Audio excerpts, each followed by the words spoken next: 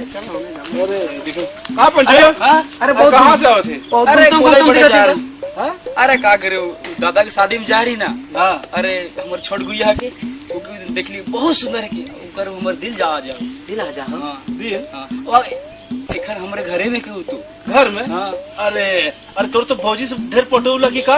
अरे पटौला का के भौजी मानतो तब नहीं। हां सुन तो ऐसे तो भौजी से अच्छा पटौला ना कर तू करते करके बात करे वास्ते भौजी से पटा। अरे भाई तो ठीक है बोला तू देखने जा दी रे।